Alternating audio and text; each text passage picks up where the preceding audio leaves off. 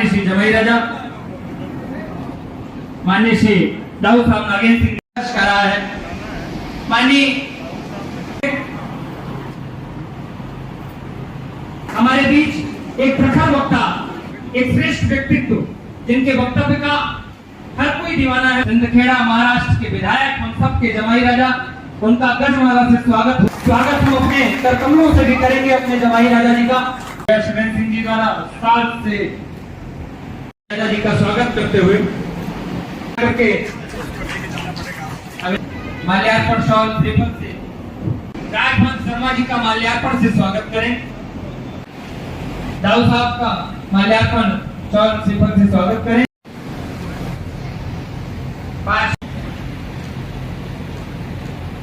के साथ स्वागत, जोरदार तालियां बजा करके अभिनंदन करें।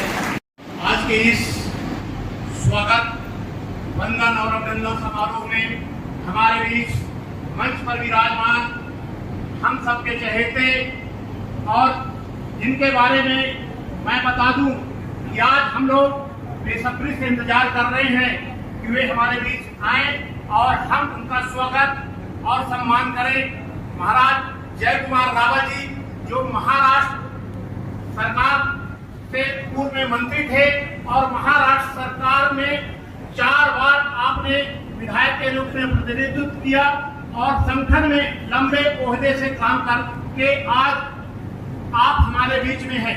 मैं बंधुओं, हमारे बीच में हमारे क्षेत्र के हम सबके मार्गदर्शक मित्र स्वरूप महाराज कुमार श्री नागेंद्र सिंह जी देव, उनका भी हम स्वागत अभिनंदन वंदन करते हैं। हमारे जिले के भारतीय जनता पार्टी के वरिष्ठ नेता पूर्व जिलाध्यक्ष आदरणीय पुष्पेंद्र प्रताप सिंह मंच पर विराजमान हैं। दिशा देने वाले, संरक्षण करने वाले, एक मित्र स्वरूप हमेशा मंच से दूर रहकर भी ताकत देने वाले महाराज कुमार छठ साहब सिंह देव का भी मैं स्वागत करता हूँ। हमारे महाराज कुमार जय कुमार साहब को मध्य प्रदेश के सतना जिले में चित्रकूट विधानसभा में एक प्रवासी विधायक के रूप में भेजा गया था। उसी कड़ी में हमारे महाराज कुमार साहब 20 तारीख से 25 तारीख तक लगातार चित्रकूट विधानसभा के चारों मंडलों की बैठक लेकर प्रत्येक कार्यकर्ताओं से रूबरू हुए। बच्चे ठंड में कांप रहे हैं, तड़प रहे हैं, मर रहे हैं। उसको वही बात बकरी की आ रही कि अच्छा का अच्छा होता है, अच्छे का अच्छा होता है, अच्छे का दिया अच्छा मिलता है, लेकिन मेरे तो पंख काट दिए रात भर में चूहों ने।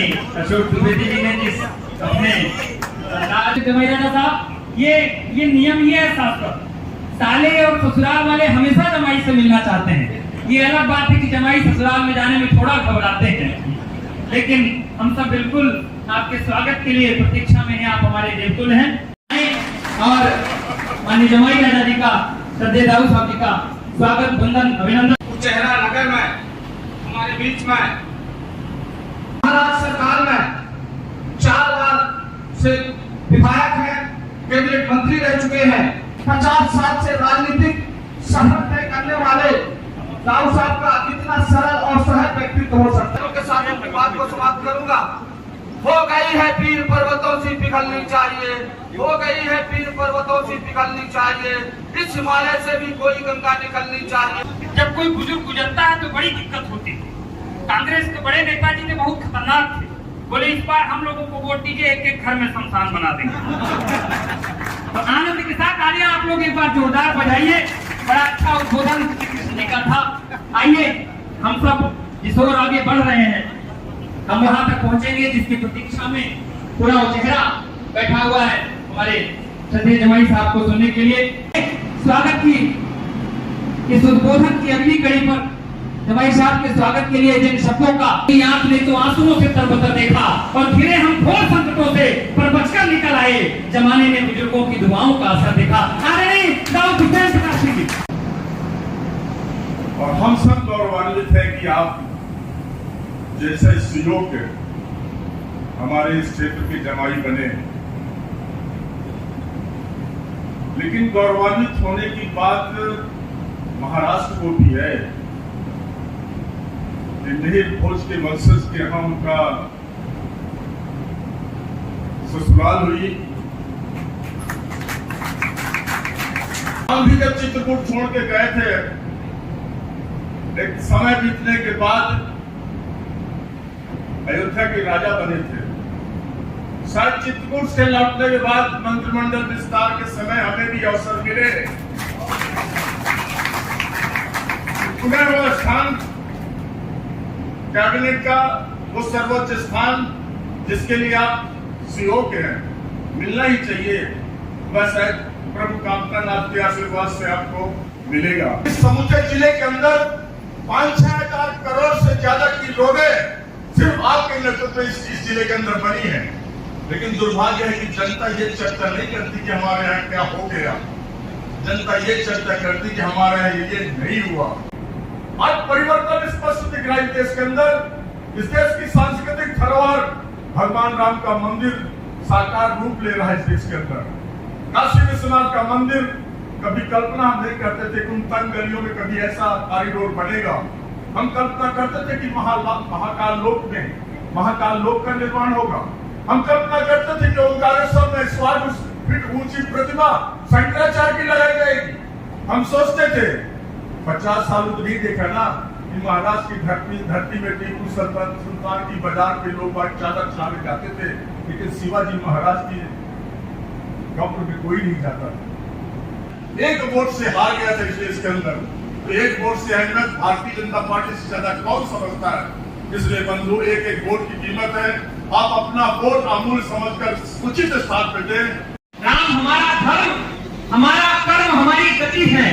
राम हमारी शक्ति, हमारी भक्ति, हमारी मति है। राम बिना आदर्शों का चरमोत्कर्ष कहाँ है? राम बिना आदर्शों का, अगली पंक्ति आपकी बताएगी जैसा पुष्पेंद्र दादा कह रहे थे कि आप राम के पक्ष पर खड़े हो गए या राम के विपक्ष पर खड़े होना चाहते हैं। भक्तों से मंदिर के चंदे का हिसाब मांग रहे हैं। आइए, हमारी बेबी रानी 2003 में ब्याह करके उचहरा से गई थी और उसके बाद ही कुछ महीनों बाद ही संजय रावत साहब पहली बार विधायक बने थे 2004 में। और उसके बाद अनवरत वो राजनीति के क्षेत्र में और समाज सेवा के क्षेत्र में लगातार उत्तरोत्तर प्रगति करते रहे। ये कहीं ना कहीं सौभाग्य और सहयोग हमारे सुचेहरा और हमारी बेबी रानी का भी जुड़ा हुआ है उनके साथ। न सिर्फ भारतीय जनता पार्टी में बल्कि महाराष्ट्र के 72 विधायकों का एक यूथ फोरम बनाया गया, सर्वदलीय विधायकों का यूथ फोरम, जिसके प्रमुख भी हमारे माननीय जमाई साहब हैं। और ये गर्व का विषय, आपकी तालियां कमजोर है, एक बार पूरा सदन जोरदार तालियां बजाकर आमंत्रित करें उनके इस अभिनंदन के लिए, उद्बोधन के लिए। हम सब आतुर हैं, उनको सुनने के लिए आतुर हैं। केवल 2 शब्द में उनके निवेदन पर कहना चाहता हूं। उनके निवेदन पर मैं कहूं तो मेरे निवेदन पर आप भी उसी तरह मोहर लगाकर तालियों के साथ माननीय जमाई साहब को आमंत्रित करिएगा। 100 चांद भी चमकेंगे, 100 चांद भी चमकेंगे तो क्या बात बनेगी, क्या बात बनेगी। आप आओ तो आज के दिन की औकात बनेगी। और मेरी शादी होने के बाद हमारी वाइफ के साथ चर्चा होती तो उनको हंसते भी थे, बड़े पिछड़े इलाके से आप आए हो, कि हमारा इलाका देखो कि कैसा है। लेकिन अब वो मैं नहीं बोल पाऊंगा, अब परिस्थिति बहुत बदली है। ये बात सच भी है और मैं ये आपके सामने मानूंगा कि भारतीय जनता पार्टी का, भैया ये नोट करने वाली बात, उस वक्त जब शादी हुई तो हम हमारी पढ़ाई यूके से खत्म करके आए थे और हमारी खुद की एक पार्टी थी, विकास पार्टी। उसी पे हम चुनाव लड़ते थे। हम पार्षद का चुनाव लड़े, हमारे माताजी नगर अध्यक्ष थे और सभी जो चुनाव थे जनपद और सभी चुनाव हम अपनी पार्टी पे लड़ते। और विधानसभा 7-8 महीने बाकी थी तभी शादी हुई। अब घर आने के बाद हमारी वाइफ ने उनको बताया कि हम तो कट्टर जनसंघी है और हमारा वोट तो भाजपा को ही है, तो अगर आप अलग पार्टी से खड़े रहे तो हमारा वोट छोड़ के चले। अब घर से ही वोट नहीं मिलने वाला है, शुरुआत वहीं से करनी है। तो फिर मुंडे साहब हमारे संपर्क में थे ही, वो चाह रहे थे कि हम भारतीय जनता पार्टी के टिकट पे करें। उनका फोन भी आ रहा था तो हमने हामी भर दी कि भैया ठीक है, भारतीय जनता पार्टी से लड़ेंगे। और वहां से शुरू हुआ प्रवास। वो प्रवास करते करते अब प्रवासी विधायक के नाते से भी आपको मानना है, यहाँ पे प्रवासी विधायक हूँ। और अगर चित्रकूट में खड़ा होता तो लंबा चौड़ा भाषण सभी चीजों के बारे में दे सकता था, लेकिन आज यहाँ ये पारिवारिक कार्यक्रम है, राजनीति से उठकर आप सभी के लिए स्नेह रहेगा। कभी कभी स्पर्धा, राजनीतिक स्पर्धा करने वाले लोग कभी कभी हमको देखते रहेंगे, लेकिन मैं सबसे कहना चाहूंगा कि आप सभी लोग मेरे रिश्तेदार, और महाराष्ट्र में, मुंबई में मेरे लायक कभी भी कुछ भी काम रहा तो जरूर हक से बोलिए, मैं जो बन पाया आपके लिए करते रहूंगा। आप सबको बहुत बहुत शुभकामनाएं और बहुत जोरदार स्वागत आप सबने किया। हृदय से आप सबका आभार है। नाता ही ऐसा है कि आखिरी श्वास तक आप सबसे नाता रहेगा और वो टिकाने का भी कोशिश हम लोग करते रहेंगे। बहुत बहुत धन्यवाद। जय हिंद। मेरे पास जितना कुछ है मैं 2 पंक्तियों में समेटता हूं और अपने मुखिया को, अपने मार्गदर्शक को आवाज दीजिए गए एक तालियों के साथ श्रद्धेय दाऊ साहब को कि तजुर्बे उम्र के सुनकर गजब का जुनून मिलता है। बुलाइएगा दाऊ साहब को कि तजुर्बे उम्र के सुनकर गजब का जुनून मिलता है, गजब का जुनून मिलता है। आप वो वटवृक्ष है जिनकी छांव में दिल को सुकून मिलता है।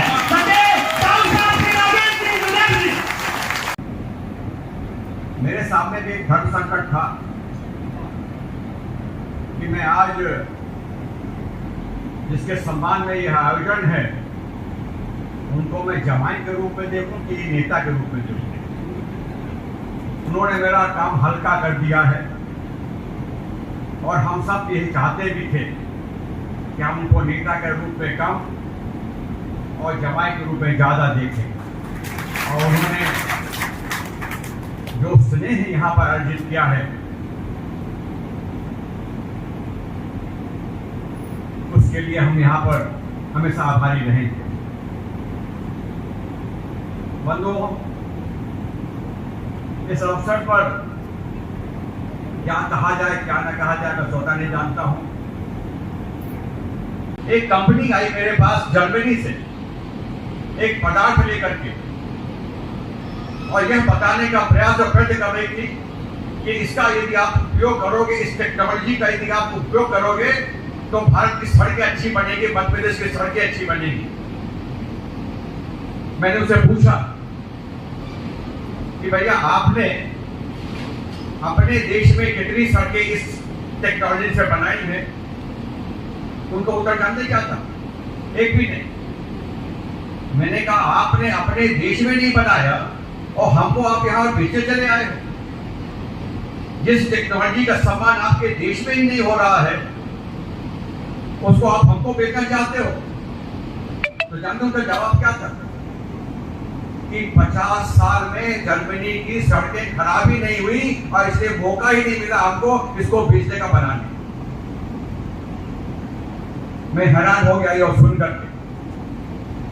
एक ओर तो हम अंतरिक्ष में पहुंच रहे हैं और दूसरी ओर हम एक तालाब बनाते हैं, डैम बनाते हैं और पहले ही वर्षा में वो फूट जाता है। तकनीक के कारण नहीं फूटता है, हमारी ईमानदारी पर संदेह उठता है। और यह बात हमको यहाँ पर ध्यान में रखना पड़ेगा। जब हमने ईमानदारी से काम किया, जब हमारे वैज्ञानिकों ने ईमानदारी से काम किया तो हम अंतरिक्ष में पहुंच गए। और जब हमने बेईमानी से काम किया तो हमारे तालाब टूट गए हैं। मैं तालाबों का नाम नहीं लेना चाहता हूँ, 50 उदाहरण हमारे यहाँ पर जिले में ही रखे हुए। ये हमारी सबसे बड़ी उपलब्धि है भारत की, देश की, कि हमने यहाँ पर प्रजातंत्र को सुरक्षित रखा।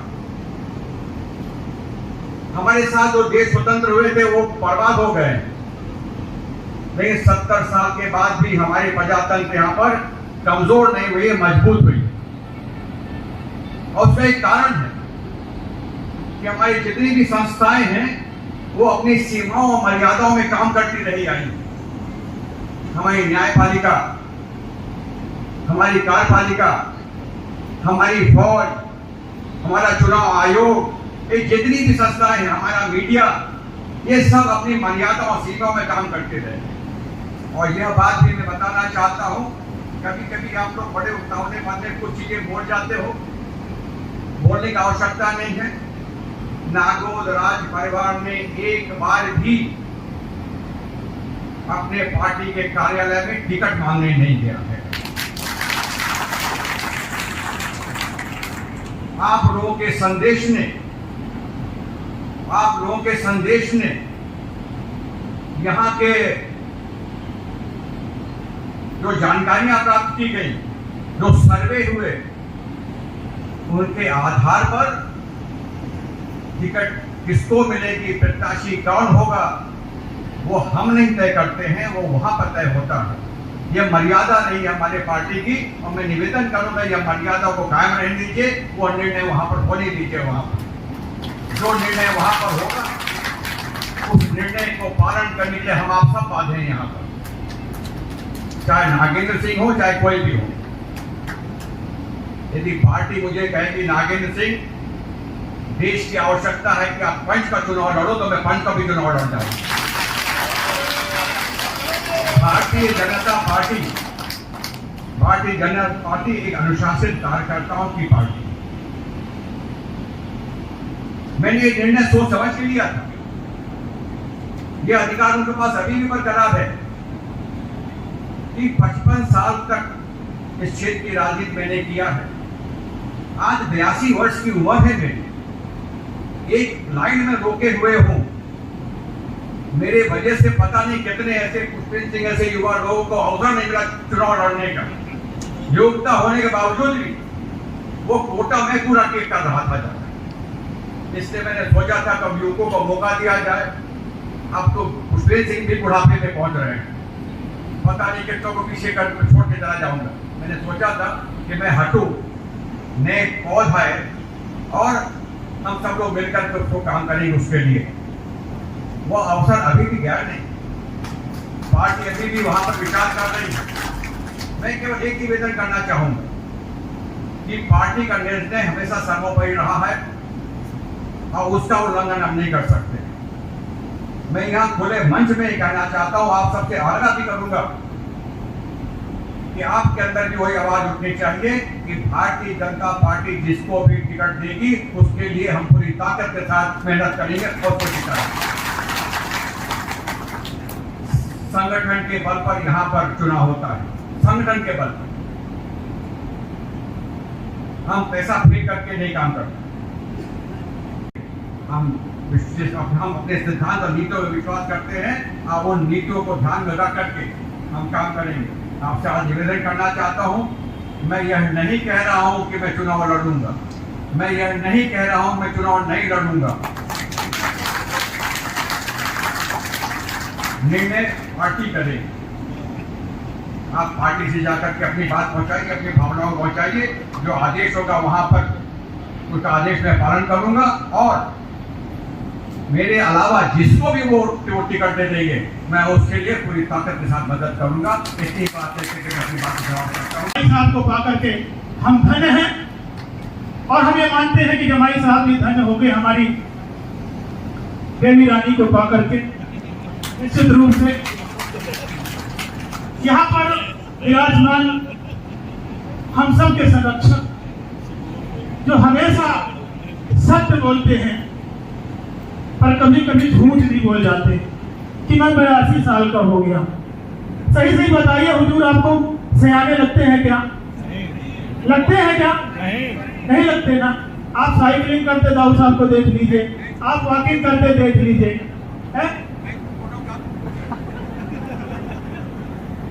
तो हम ऐसा मानते हैं कि दाऊद साहब 53 साल से तो मैं देख रहा हूं वैसे के वैसे ही दिखते हैं। तो इस बात को आप सभी समझ रहे हैं, बहुत कहने की आवश्यकता नहीं है। हमारे बिंद को बहुत सारी चीजों पर गौरव होता है कि हमारे पास ये है। हमें एक बात पर और गौरव होता है और गर्व होता है कि हमारे पास दादा भाई पुष्पेंद्र प्रताप सिंह जैसा प्रवक्ता वक्ता भी है। वो हमारे लिए गौरव की बात है।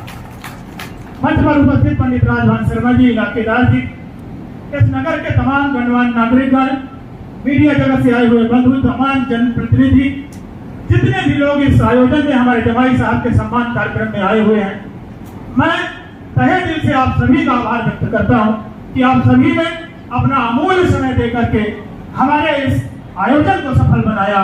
मैं बहुत बहुत आभार व्यक्त करता हूं। बहुत बहुत धन्यवाद आप सभी का।